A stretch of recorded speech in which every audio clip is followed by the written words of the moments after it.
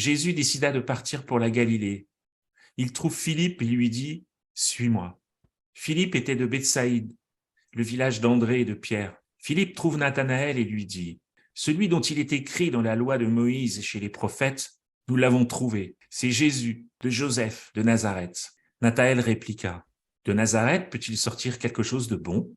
Philippe répond « Viens et vois. » Lorsque Jésus voit Nathanaël venir à lui, il déclare à son sujet « Voici vraiment un Israélite. Il n'y a pas de ruse en lui. » Nathanaël lui demande « D'où me connais-tu » Jésus lui répond « Avant que Philippe t'appelle, quand tu étais sous le figuier, je t'ai vu. » Nathanaël lui dit « Rabbi, c'est toi le Fils de Dieu, c'est toi le roi d'Israël. » Jésus reprend « Je te dis que je t'ai vu sous le figuier, et c'est pour cela que tu crois. Tu verras des choses plus grandes encore. » Et il ajoute « Amen, amen, je vous le dis, vous verrez le ciel ouvert et les anges de Dieu monter et descendre au-dessus du Fils de l'homme. »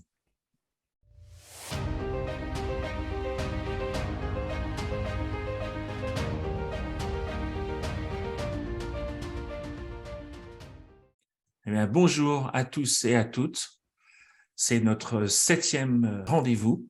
Nous sommes cette fois-ci au chapitre 50, tome 1, un chapitre qui s'intitule « À Bethsaïde, dans la maison de Pierre, la rencontre avec Philippe et Nathanaël ». Cette vision nous transporte en fin de journée à Capharnaüm. Jean informe Jésus qui doit se rendre à Jérusalem pour la Pâque, que Pierre l'invite à Bethsaïde. Jésus accepte et se met immédiatement en route avec Jean. La vision s'interrompt. Puis c'est l'entrée dans Bethsaïde, au matin. Pierre invite Jésus chez lui.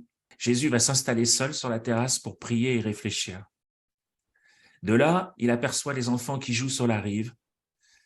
La vision nous montre alors un échange entre Jésus et des enfants au sujet de la guerre. La guerre est un châtiment de Dieu pour punir les hommes, dit Jésus. Puis, toujours dans cette même vision, c'est la rencontre avec Philippe et Barthélemy. La vision s'interrompt de nouveau. On retrouve Jésus sur la terrasse de la maison de Simon. On l'entend dire. Je vous en cite un tout petit extrait. « Homme de bonne volonté, venez à moi sans crainte. Si votre esprit est blessé, je lui rends son intégrité. S'il est malade, je le guéris. S'il est mort, je le ressuscite. Je veux seulement votre bonne volonté. Est-ce si difficile ce que je vous demande? Non, je ne vous impose pas des centaines et des centaines et des centaines de préceptes des rabbins. Je vous dis, suivez le décalogue. » Et puis finalement, tout le monde part à Jérusalem avec Jésus pour la Pâque. C'est le premier noyau apostolique qui est constitué. C'est aussi le premier déplacement et la première fois que cette petite troupe apostolique se rend à Jérusalem, et ça ne sera pas la dernière. Bonjour Emmanuel, bonjour Colette. Bonjour Arnaud. Bonjour Arnaud, bonjour Emmanuel. Ravi de vous revoir pour cette 7e capsule. Alors on est à Capharnaüm, alors c'est presque un rituel maintenant, on va demander à Emmanuel, où est-ce que nous sommes Emmanuel? Est-ce que tu peux nous rappeler la topographie, la géographie de ce chapitre? Oui, rituel très simple, puisqu'on est toujours dans la même région. On ne quitte pas Capharnaüm, qui est sur la rive nord du lac de Tibériade, et nous allons donc nous rendre à Bethsaïde. Et Bethsaïde, c'est un village voisin qui se trouve à 5 km à l'est de Capharnaüm et qui se trouve donc toujours sur la rive nord du lac, mais de l'autre côté du Jourdain. Bethsaïde est sur la rive gauche du Jourdain, alors que Capharnaüm est sur la rive droite. Ce qui explique pourquoi ils y vont en barque. Ok, donc en fait, ces deux villages, ils sont voisins. Hein, c'est pas la troupe apostolique va faire des bien plus grands déplacements par la suite. Bien sûr. Alors, on en parlera sans doute par la suite dans un autre chapitre, mais la position de Bethsaïde a donné lieu à un certain nombre de recherches et de polémiques. Et ce qui est très étonnant, c'est que Jésus, au cours donc, de l'évangile de Maria Valtorta, précise très exactement la position du village de Bethsaïde qui, au moment des visions, n'avait pas été encore retrouvée. Alors justement, Emmanuel, maintenant qu'on sait où on est, est-ce que les évangiles parlent de cette rencontre entre Jésus et Philippe, cette première rencontre, et Nathanaël? Ce chapitre-ci est réellement l'illustration et le développement d'un passage de l'évangile de Jean. Et c'est le passage que tu as lu en introduction, où Jean explique comment finalement Jésus rencontre Philippe et Nathanaël. Et c'est un passage assez célèbre.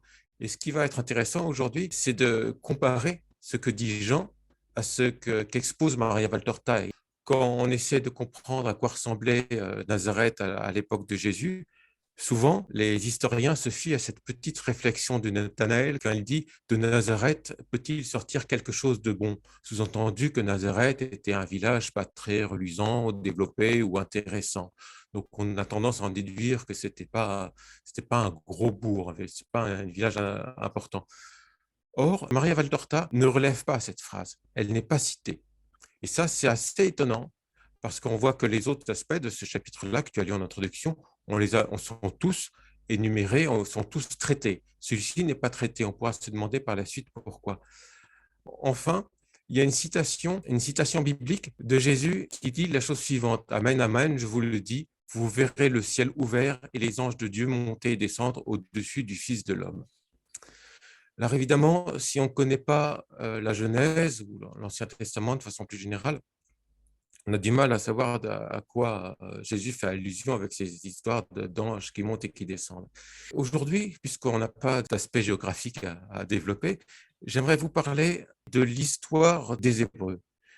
Pourquoi? Parce que là, dans ce chapitre, on va avoir donc une mention très claire de Jacob.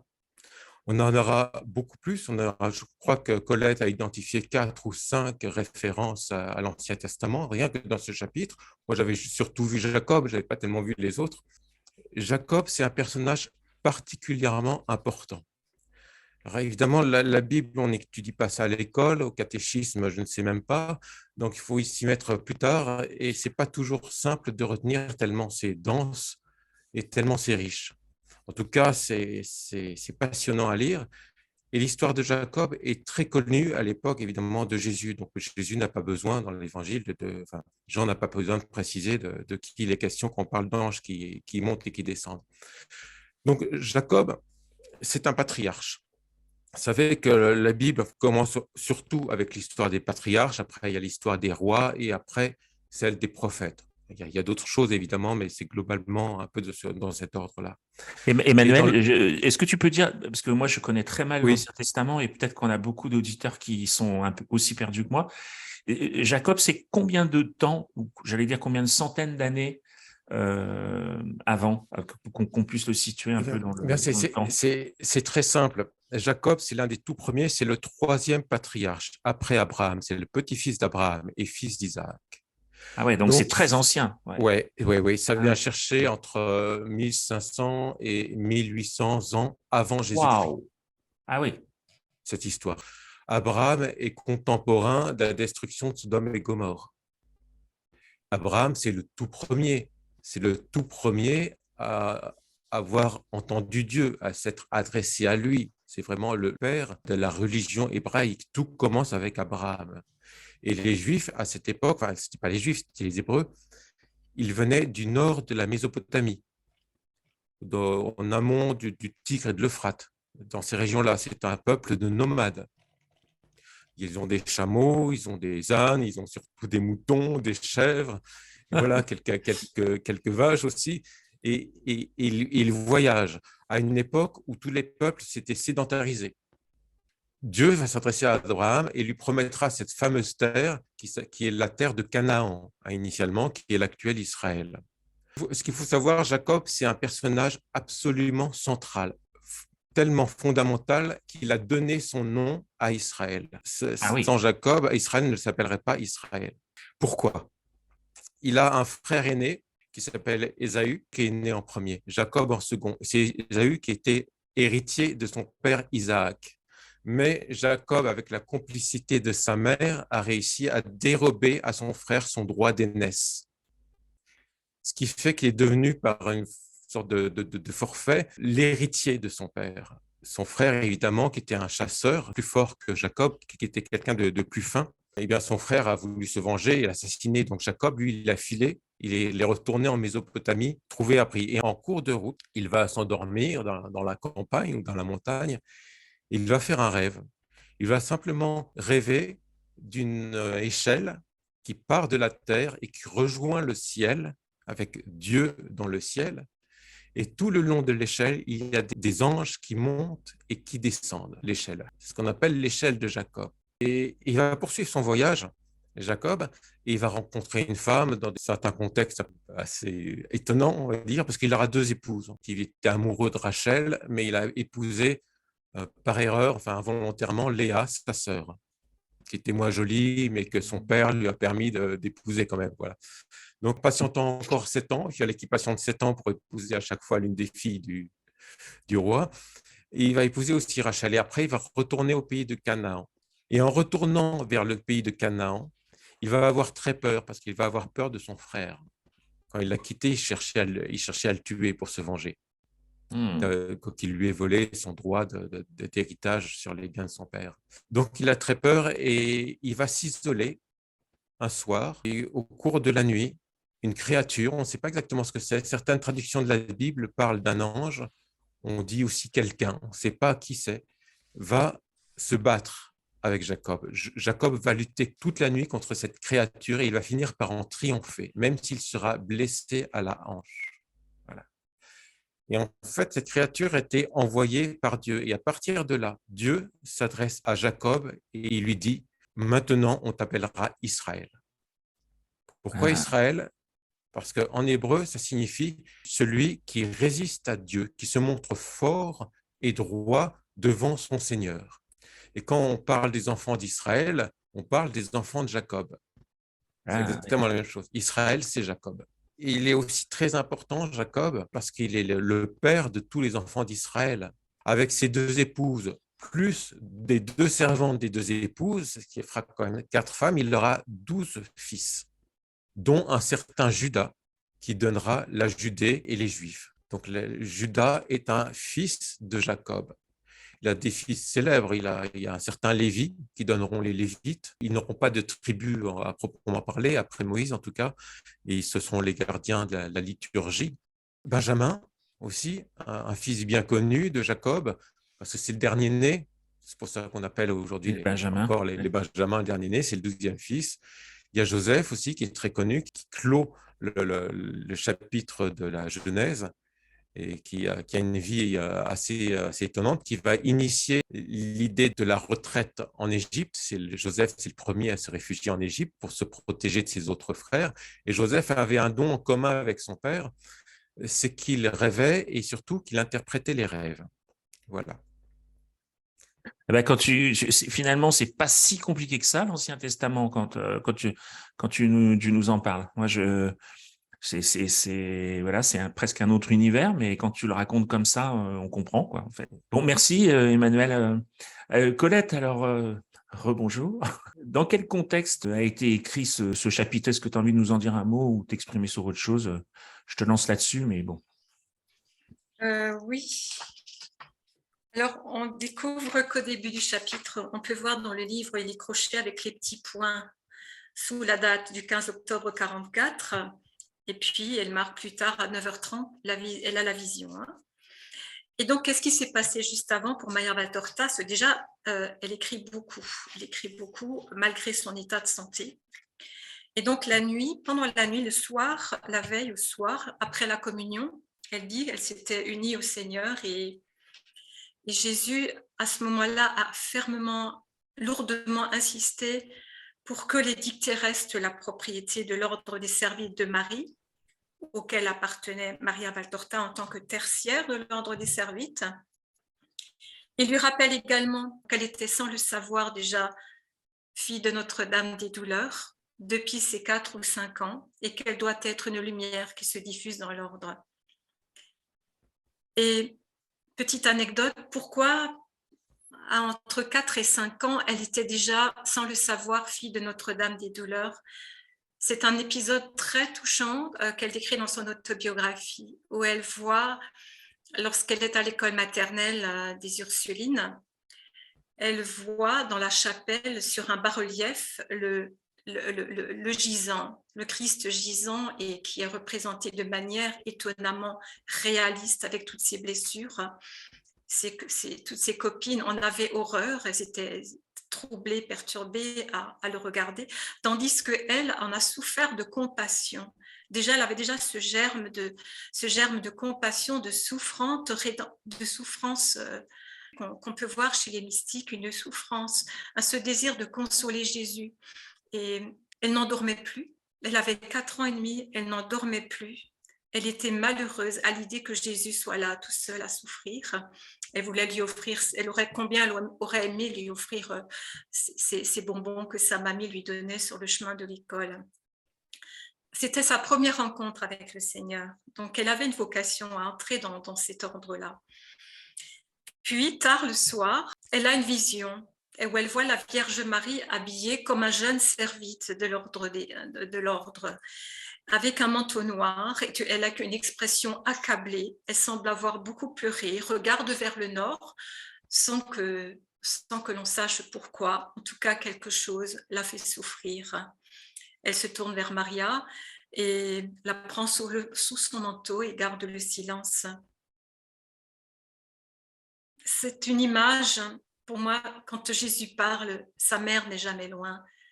C'est peut-être, ça indique bien cette dévotion aussi aux deux cœurs unis de Jésus et de Marie. Marie mène à son fils.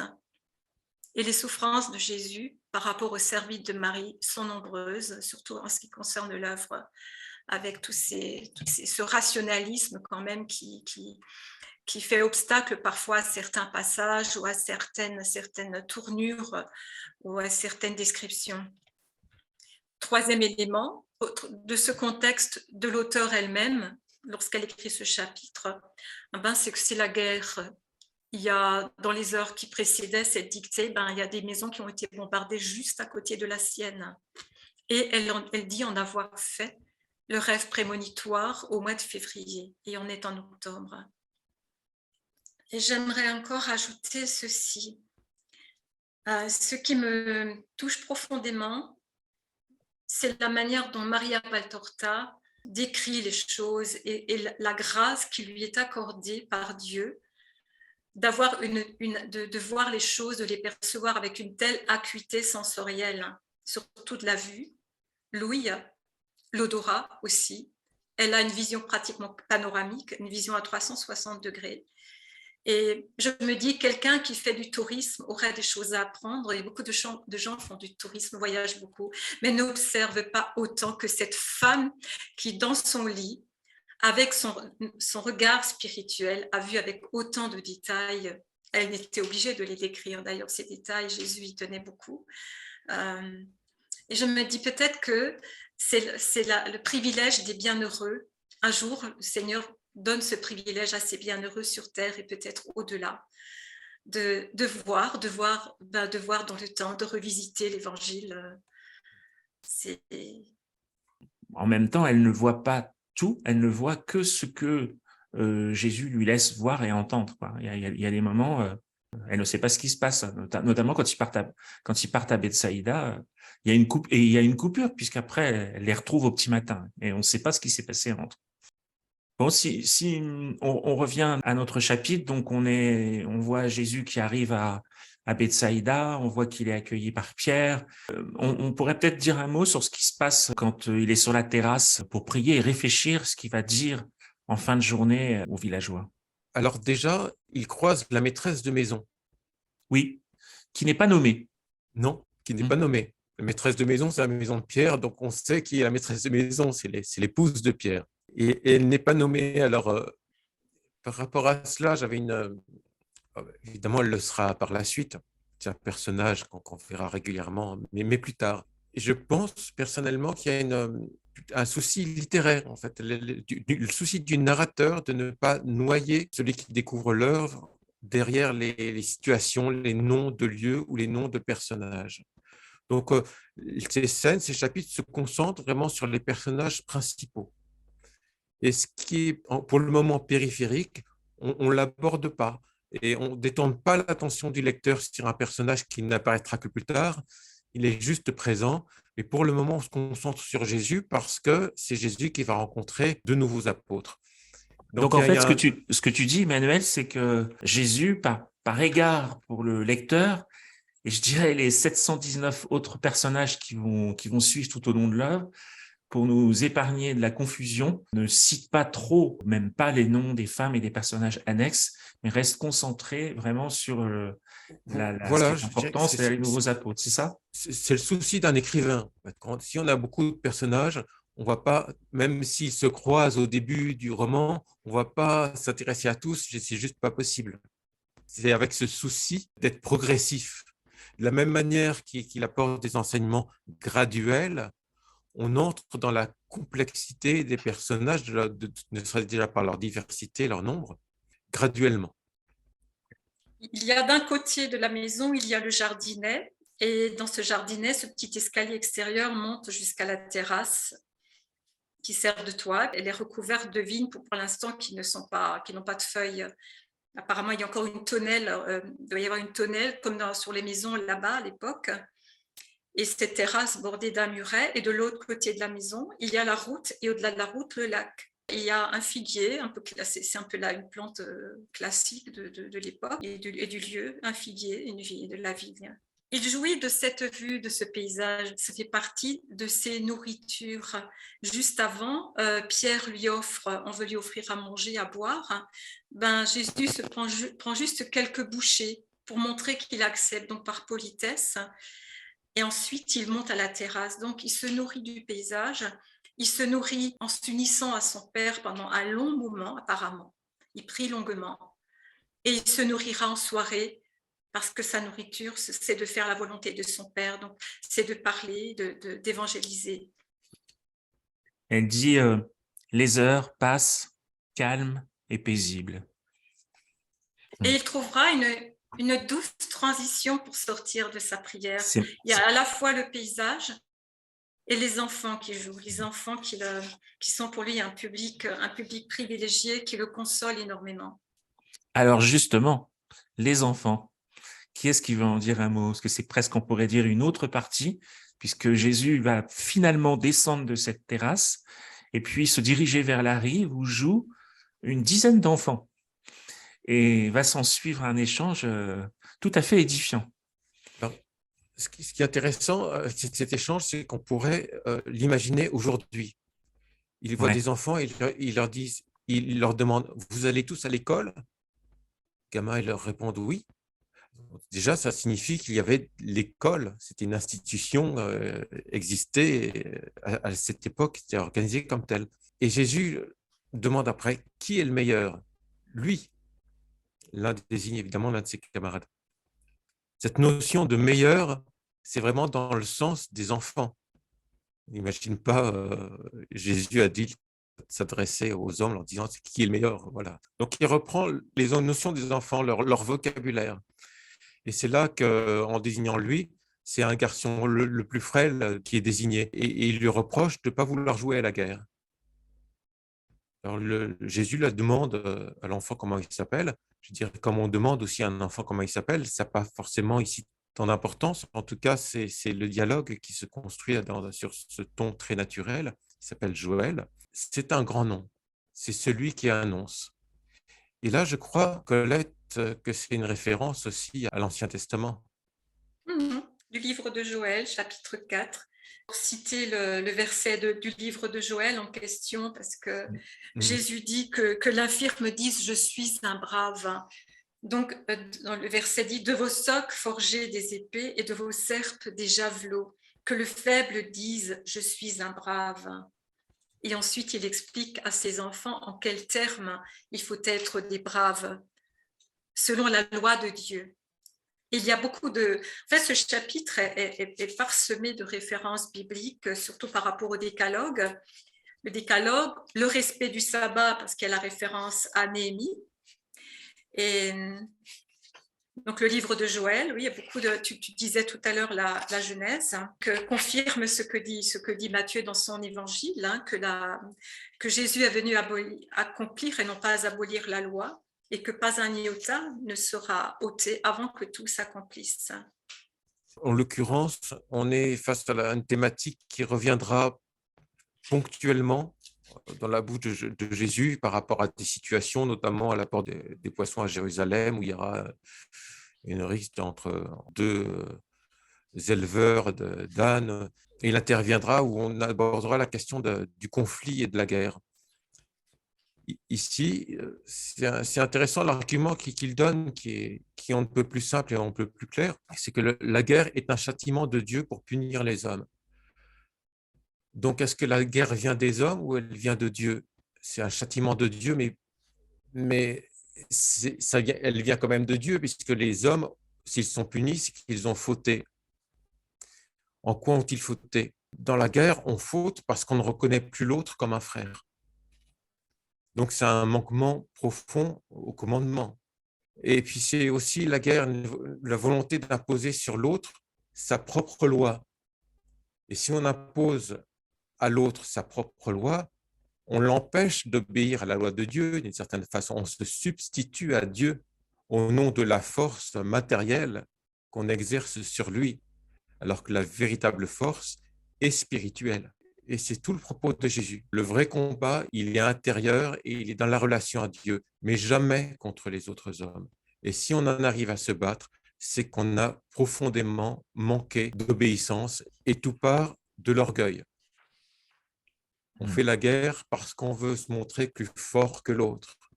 On pense avoir raison sur l'autre. L'autre n'est plus un frère, mais c'est quelqu'un d'inférieur qu'on peut se permettre de terrasser, de dominer.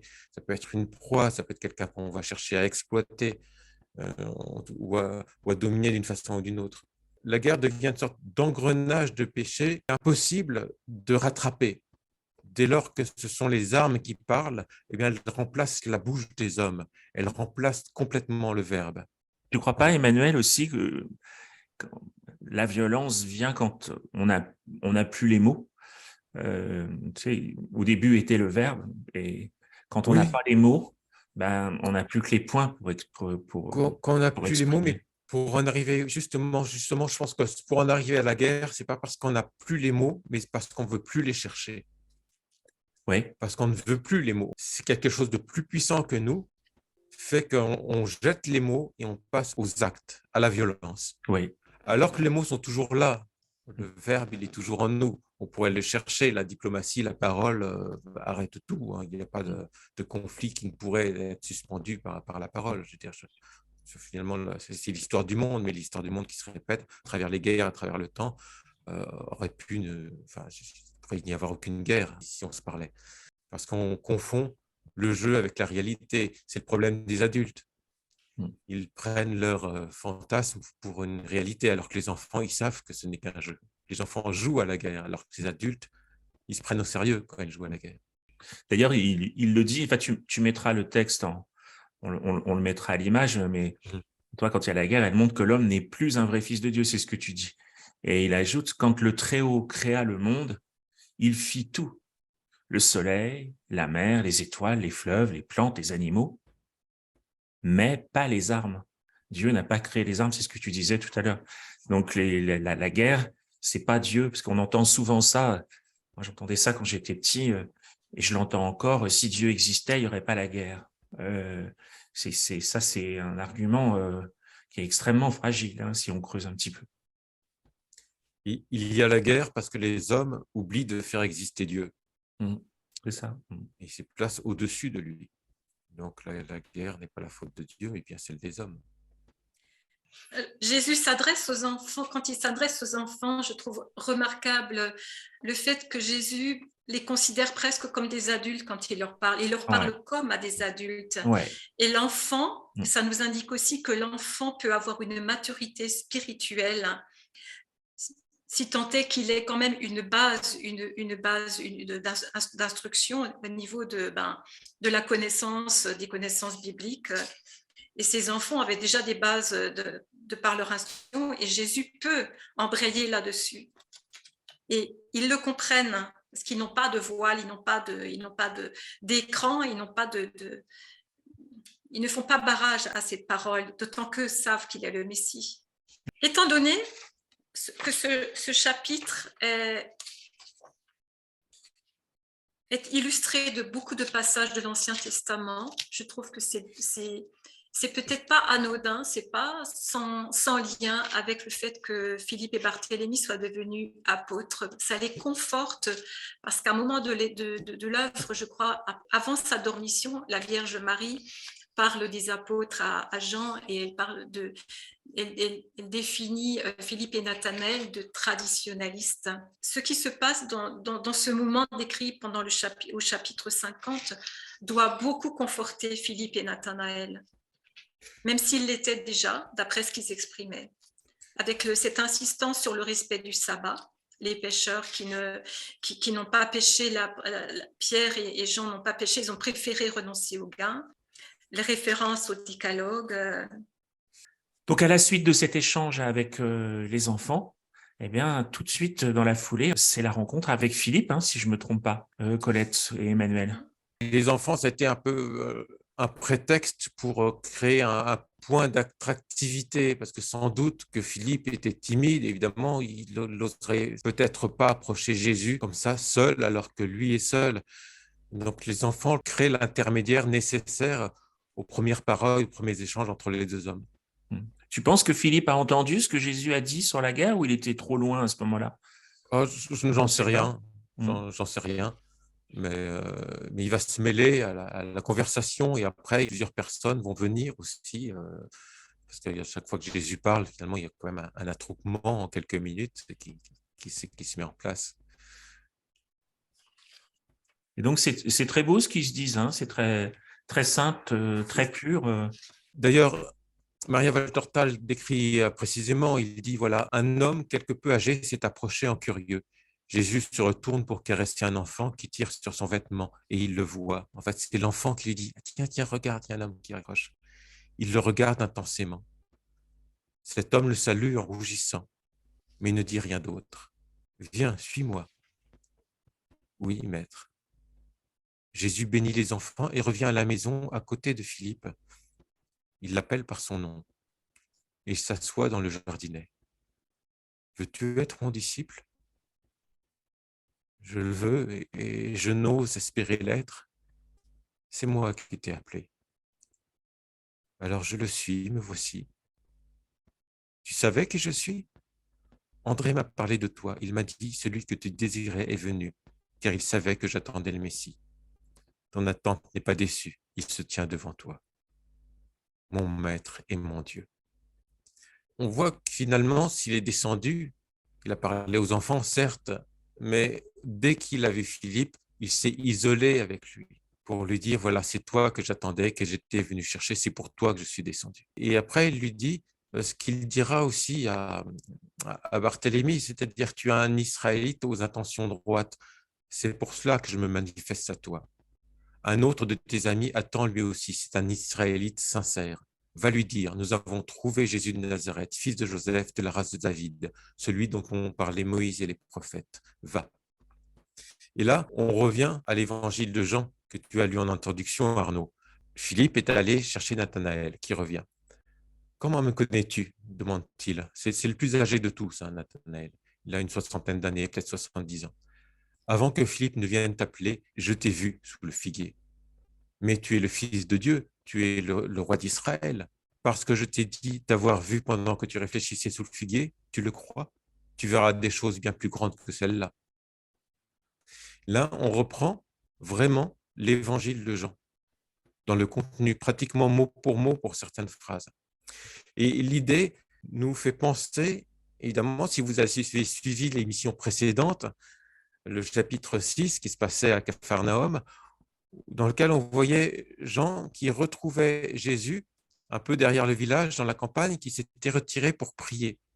Ce que les yeux ne peuvent pas voir, le cœur le voit. Ce que la volonté ne peut pas réaliser, l'amour le fait. Et on a la même situation ici avec Nathanaël. Nathanaël Barthélemy, hein, c'est la même personne. Le chapitre précédent, l'épisode avec Jean, n'est pas connu des évangiles. Or, celui-ci est connu. Jésus reconnaît un frère, mais dans ce cas-là, ce sont deux frères très différents. Jean, il l'a reconnu par l'amour, alors que Philippe et Nathanaël, il les a reconnus par l'esprit. par l'intelligence, parce que ce sont de vrais Israélites dans lesquels il n'y a pas de fraude. Par la droiture. Ouais. Par la Par droiture. leur Voilà. droiture.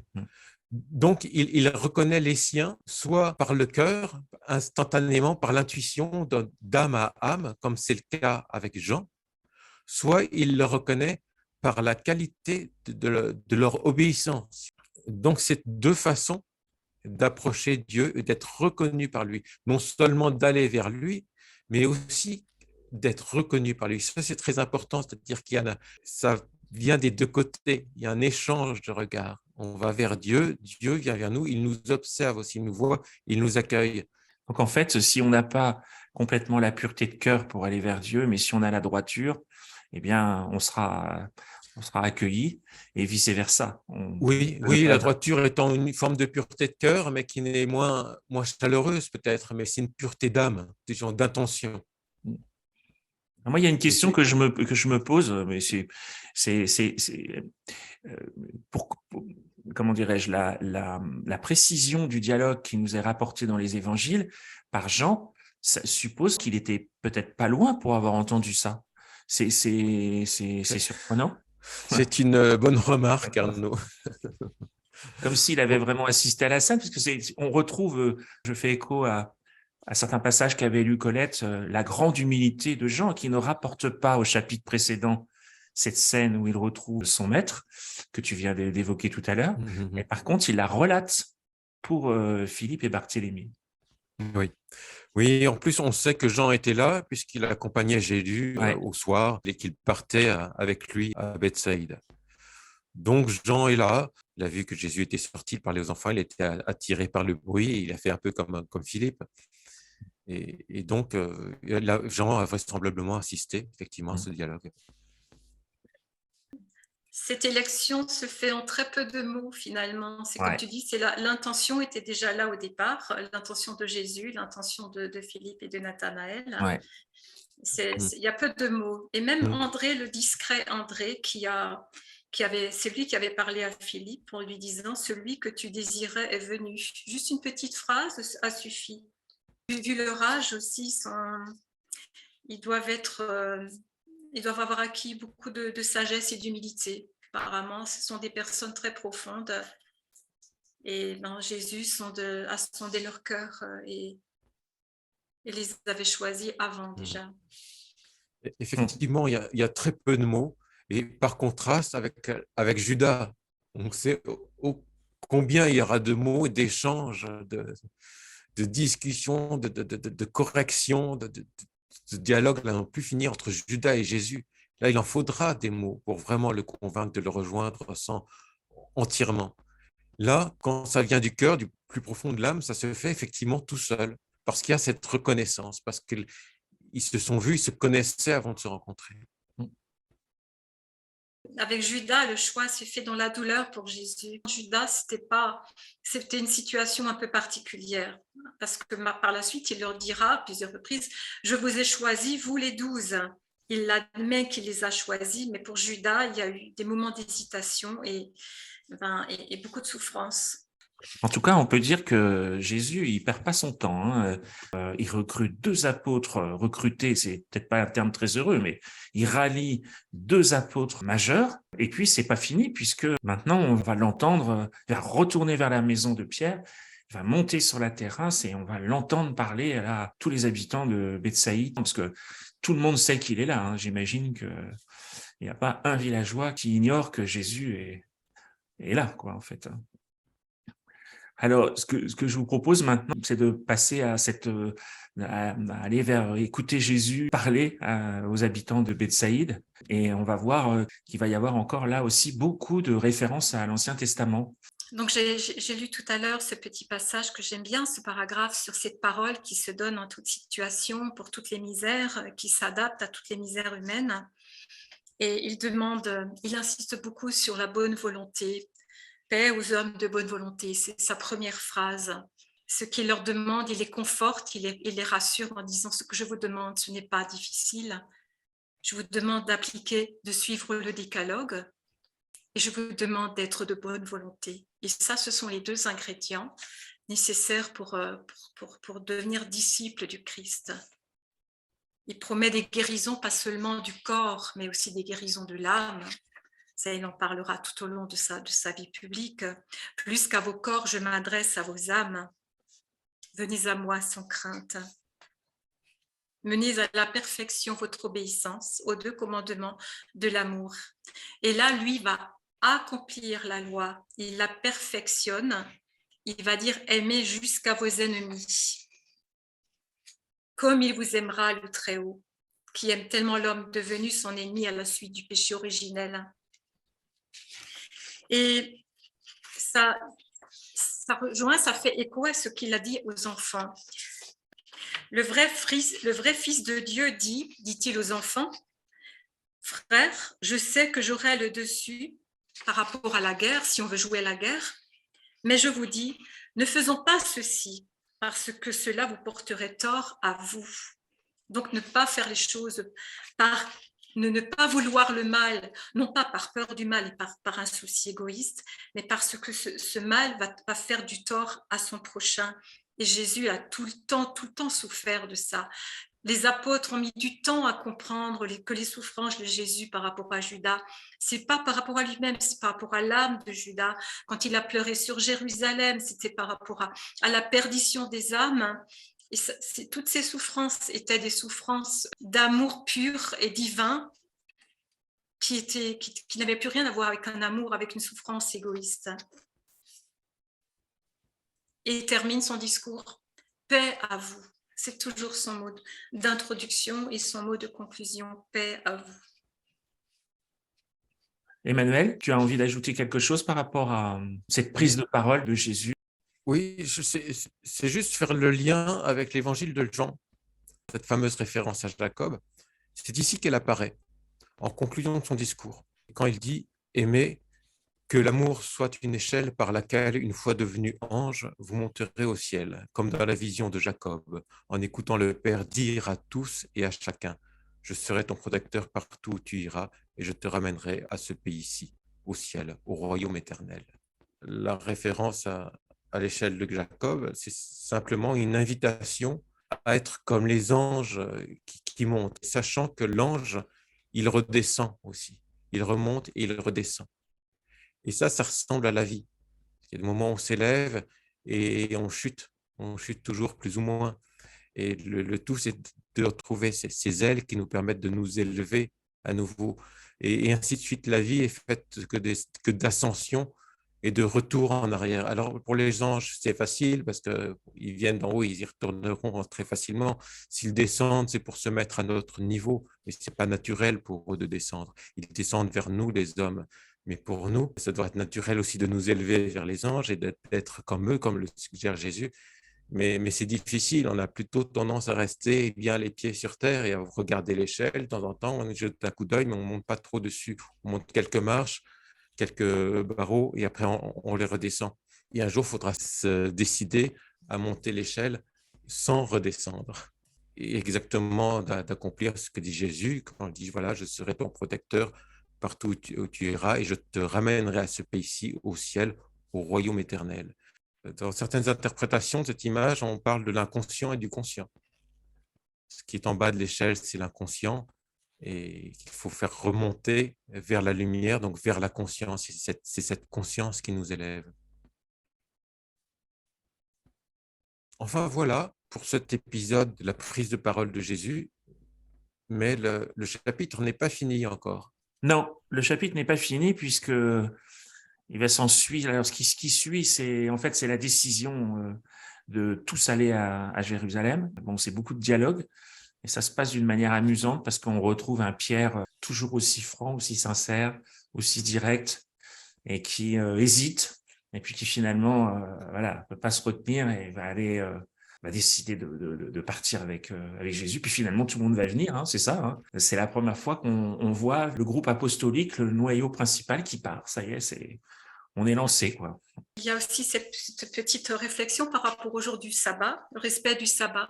Jésus a félicité Pierre de ne pas avoir été à la pêche la veille au soir. Et ce qu'il dit par rapport au jour du sabbat, moi, m'interpelle en tant que chrétienne, en tant que pratiquante, Pour nous, c'est le jour du Seigneur, c'est le dimanche. Et ce n'est pas anodin de ne pas le respecter, ce repos du sabbat. Il explique ainsi, il le dit ainsi: vous faites un travail lucratif, vous le paierez par des pertes les 6 autres jours. Vous faites un travail désintéressé, vous avez inutilement fatigué votre corps en ne lui accordant pas le repos que l'intelligence suprême a institué pour lui, en vous altérant l'âme par la colère suscitée par des efforts inutiles, allant même jusqu'aux imprécations. Bien au contraire, la journée du sabbat doit donc s'écouler, le cœur uni à Dieu, en une douce prière d'amour. Il faut être fidèle en tout. Et puis, il tient des propos quand même extrêmement clairs aussi sur l'usure, les prêts à intérêt et les gens qui, très hypocritement, ne travaillent pas le jour du sabbat, pourraient même aller jusqu'à critiquer Jésus pour faire des miracles, mais qui s'enrichissent, puisque l'usure, par définition, c'est taux d'intérêt, et donc ils continuent à gagner de l'argent le jour du sabbat, quoi, en fait. Oui, les scribes et les docteurs, comme dit Pierre, qui eux ne travaillent pas, donc en apparence ils ne travaillent pas, mais ils continuent à pratiquer l'usure pendant le sabbat. Ouais. Et là, c'est très dur pour lui de ne pas juger. Donc Jésus le rappelle à l'ordre, lui dit: mais n'y a-t-il que le mal à regarder, Simon? Il appelle Simon. C'est peut-être pas anodin, il lui dit pas Pierre, mais là il lui dit Simon. Ah ouais, c'est c'est encore vrai. le Pierre, le Simon le Simon ancien, quoi, qui est encore aux prises avec sa vision, sa vision rationaliste et qui est basée sur le jugement des hommes, quoi. Parce que Pierre, il les aime pas, hein, les rabbins, les pharisiens, c'est pas la première fois. Et quand il lui dit les scribes et les pharisiens, alors donc effectivement, il lui dit: Simon, ne juge pas, mais pour ton compte, abstiens-toi. Et lui, moi, j'aurais répondu pareil. Et Pierre lui dit: mais j'ai des yeux pour voir. Et Jésus lui dit: n'y a-t-il que le mal à regarder, Simon? Et là, j'imagine bien la scène. Pierre qui fait non, maître. Et bon, ça, c'est le débat est clos. Et moi, je dois dire que c'est plus presque tout ce qu'il a dit depuis la terrasse. Moi, c'est ce passage-là à titre personnel. Je pense pour moi, c'est une leçon parce que moi, j'ai tendance à regarder de façon privilégiée la noirceur du monde, et donc ça me coupe aussi parfois quand je fais ça du beau. Et là, je trouve que Jésus, en 2 phrases, enfin sur ce dialogue-là, Maria Valtorta donne clairement la direction à prendre et la façon de se comporter par rapport à ça. Parce que dans notre société aujourd'hui, dans notre monde, des laideurs, il y en a à regarder. Hein. Je pense que On voilà, est tenté de juger. On est ça vraiment, manque pas. Voilà, pour le voilà. coup, N'y c'est a-t-il une vraie rien d'autre à tentation. regarder, Pierre? Simon, pardon, comme dit Colette. Voilà. Et l'homme, plus il suit Jésus, plus il suit la voie, sa voie, son chemin, ben plus il prend conscience de la perfection divine et plus il voit l'imperfection de l'homme pécheur. Et là, Pierre, il est encore dans cette phase où il la voit encore mieux, cette imperfection de l'homme, et il va la voir de plus en plus. Et puis il va voir Judas, qui sera la trame sur laquelle il devra construire son rôle de chef.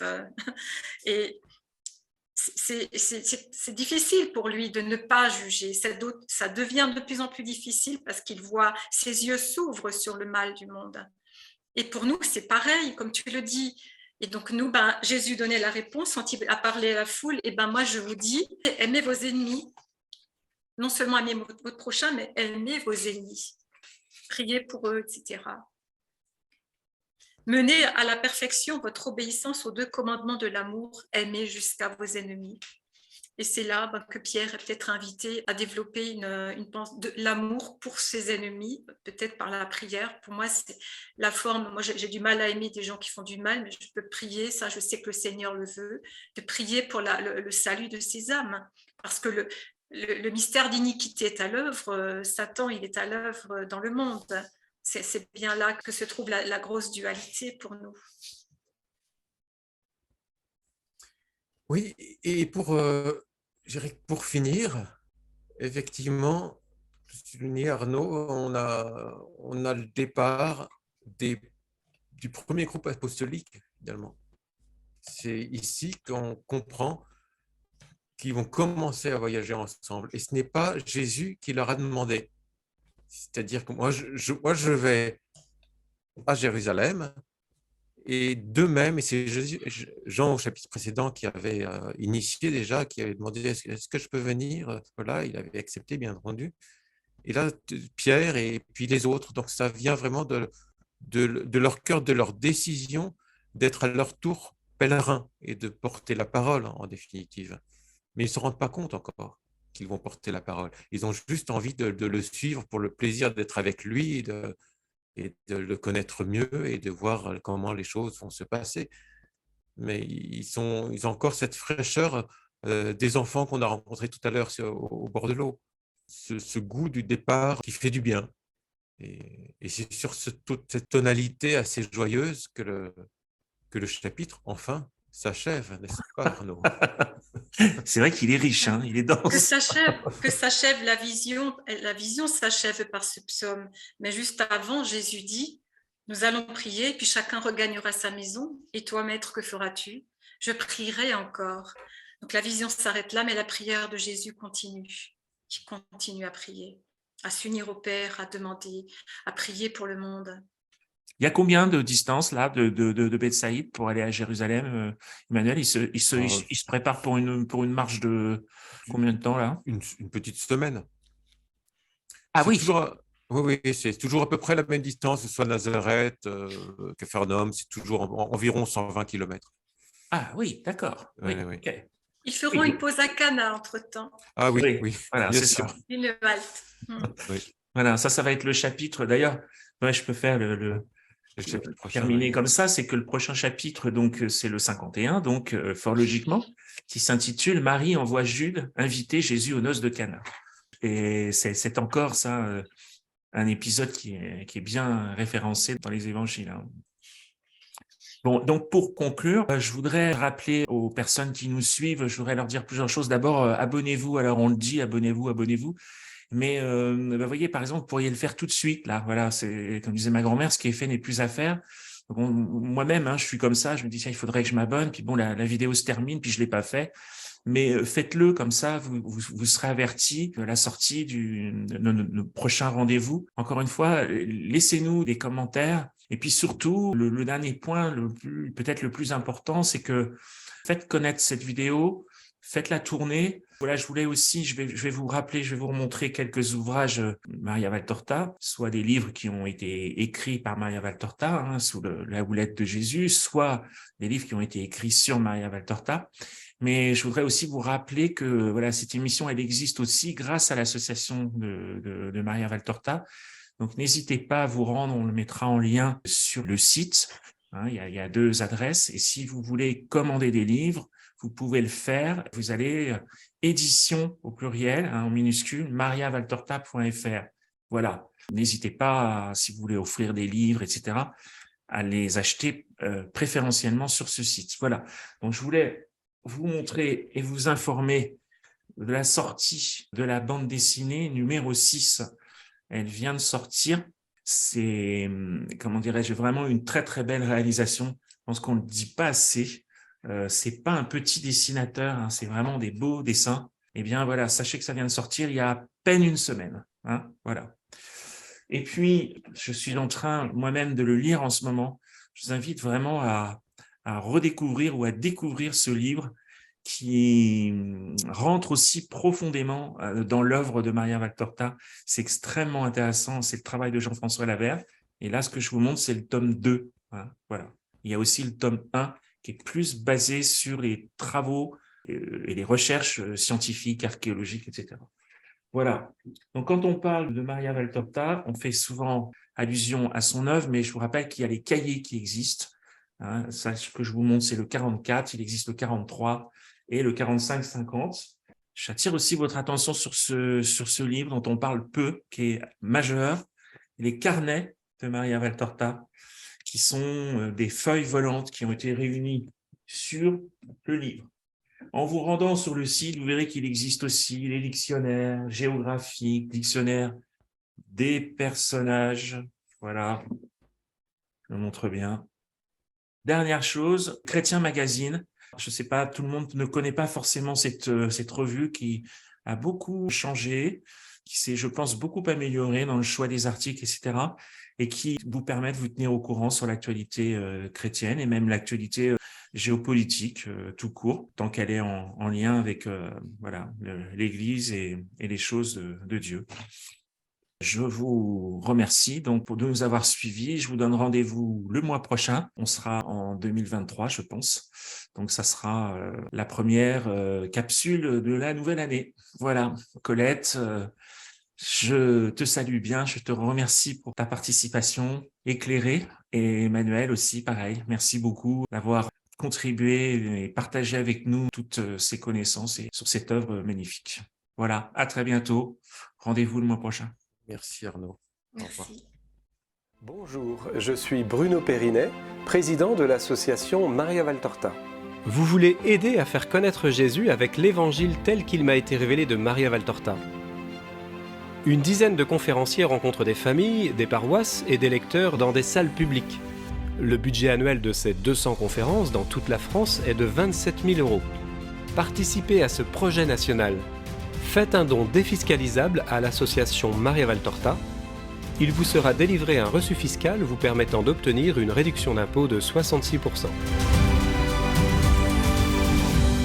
www.associationmariavaltorta.fr